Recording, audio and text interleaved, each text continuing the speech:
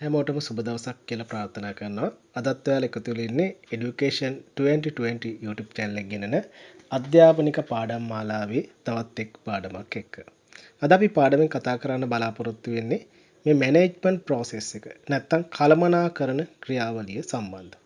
ඉතින් මෙන්න මේ කළමනාකරණ ක්‍රියාවලියේ අපිට මූලිකාංග නැත්තම් කළමනාකරණයේ කාර්යයන් හතරක් හඳුනා ගන්න පුළුවන්. ඉතින් මේ හතර අපි මතක තියාගන්න ඕන. පළවෙනි එකට අපි කියනවා සැලසුම්කරණය කියලා. නැත්තම් ප්ලෑනින් කියලා කියනවා.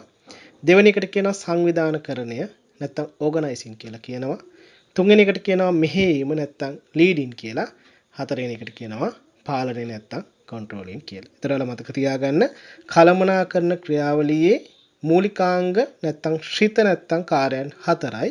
පළවෙනි එක සැලසුම්කරණය නැත්තම් ප්ලෑනින්. දෙවෙනි එකට අපි කියනවා සංවිධානකරණය කියලා. එකට අපි කියනවා ඕගනයිසින් කියලා. තුන්වෙනි එකට කියනවා මෙහෙයවීම කියලා. නැත්තම් ලීඩින් කියලා කියනවා. හතරවෙනි එකට කියනවා පාලනය කියලා. දෙවෙනි එකේ සැලසුම්කරණය.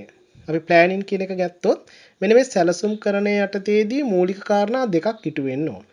එකක් තමයි සංවිධානයක් විසින් අනාගතයේදී ළඟා කරගන්න බලාපොරොත්තු වෙන පරමාර්ථ සහ අරමුණු ස්ථාපිත කර ගැනීම සිදු කර ගන්න ඕන. එකක් තමයි ඒ දේ.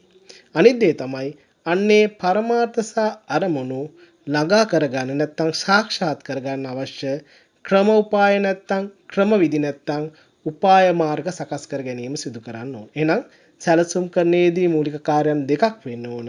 එකක් තමයි සංවිධානයක් අනාගතයේදී ළඟා කරගන්න බලාපොරොත්තු වෙන පරමාර්ථ සහ අරමුණු. ඒ කියන්නේ දීර්ඝ කාලීන අපේක්ෂා සහ කෙටි කාලීන අපේක්ෂා ස්ථාපිත කරගන්න ඕන.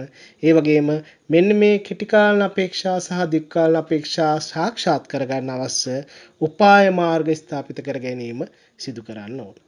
ඉතින් ඔයාලට ආරාධනා කරන හැමෝටම Education 2020 YouTube channel එකත් එක්ක දිගටම රැඳී ඉන්න කියලා. ඉතින් channel එකේ videos හොඳයි නම් like කරන්න, share කරන්න කියලා තියලනවා. යාළුවන්ට channel එක ගැන කියන්න කියලා තියලන ගමන්ම ඔබම් වීඩියෝ එකක් දැම්ම ගමන් මේකේ notification එකක් ගෙන්න ගන්න bell icon එක click කරලා channel එක subscribe කරලා තියාගන්න කියලා හැමෝගෙම ඉල්ලනවා.